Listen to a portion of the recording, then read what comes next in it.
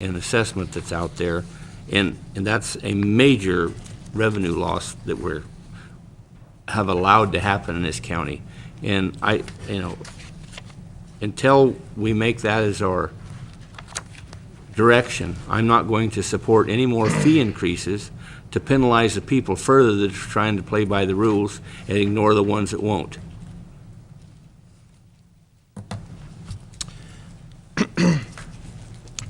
To add to that, just a point of fact, I guess. About a month ago, there was a fairly substantial wildland fire in the county of Santa Cruz. I believe it burned down about 76, 78 homes.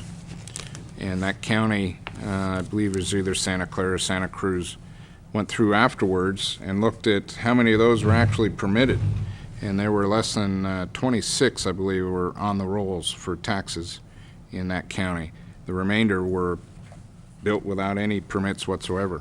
So it's a good point that Mr. Pinches brings up, and it does present a challenging situation to try and get those properties on the rolls when they might be being used for somewhat illegal activities and thereby endangering our folks trying to put them on the tax rolls. But withstanding, they still need to be counted towards some types of tax roll and pay their fair share, and I totally agree with that. Just a statement. Supervisor Colfax.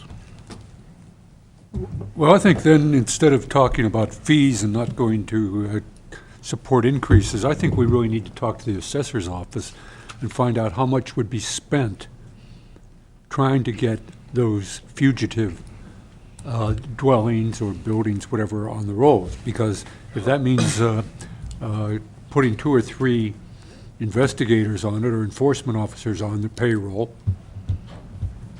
we would have to have a pretty clear indication it was going to generate enough revenue. And when we're talking about some of these things that are out in the woods or behind somebody's warehouse or whatever it might be, where these illicit or untaxed structures are, I think we're going to be looking at a bigger problem, even with GPS and all the technical materials we have. So, I think we would actually see the fees going up in a curious kind of way, because you have people out there chasing down. You're going to have to pay their salaries and calculate that into the equation when you determine what it costs to get a building permit, because you're going to have a couple people out there ensuring that other people are doing this. So it really comes right back to the assessor's office, and I don't think we've had that kind of discussion in the time we've been here.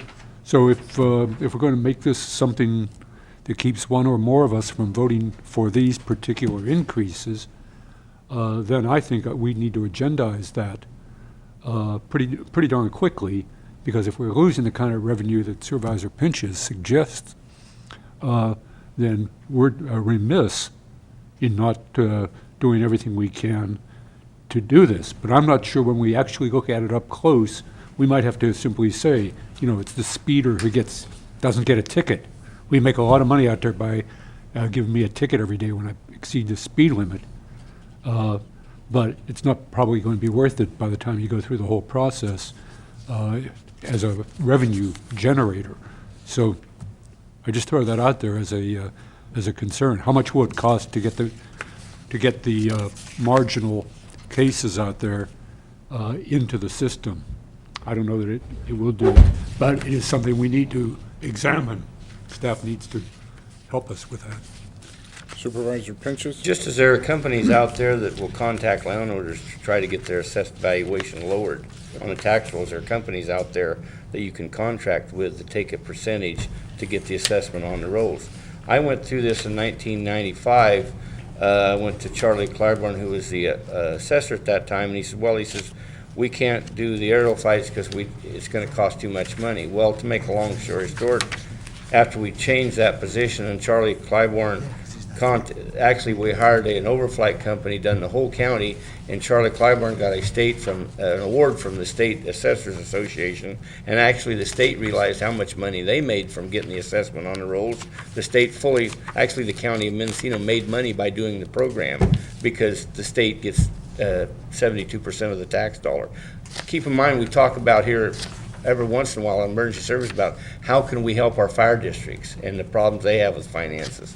The best thing you can do to your special districts, fire districts, cemetery districts, water districts and everything is increasing assessed valuation in area. So our college districts, so you're not only helping the county, you're helping all of your special districts. And it's about fair taxation.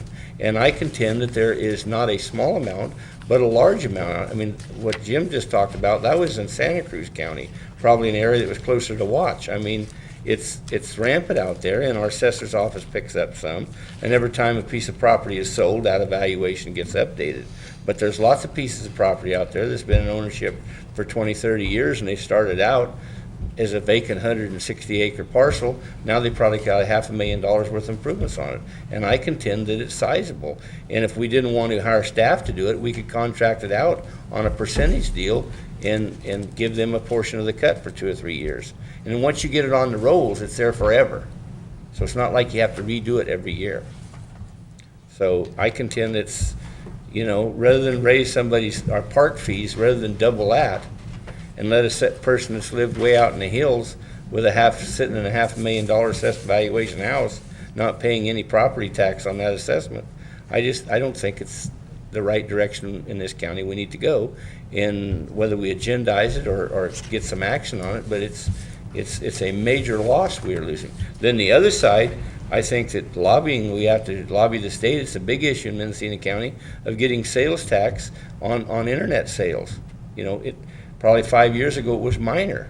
Last year, our Christmas sales, the sales I think went up 6 times between last Christmas and the previous Christmas just on internet sales. That gives you an indication of how much sales tax revenue we're losing on that issue. But we can affect our assessed valuation ourselves. We don't have to wait for state legislation. We just got to have the will to do it. And I say it's a major revenue that we're missing and not a minor revenue. Thank you, Supervisor. Supervisor Smith.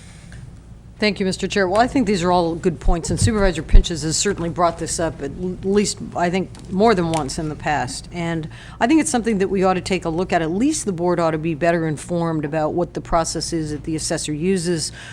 Where are we with it with respect to technology? What staff do we have assigned to this? How do we go about making those assessments? How do we go about those collections?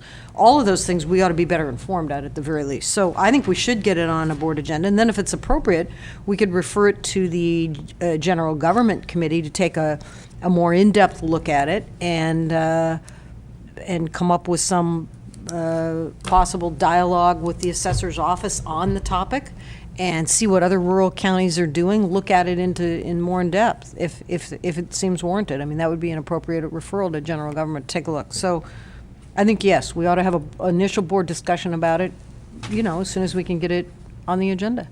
Because I think this is an issue Supervisor Pinches has brought up. I think we've talked about it in the past, but we haven't had any concrete and really time that the board has set aside to have the discussion. So I think that we should do that. Okay. Supervisor Kovacs, you have? No, Okay. To the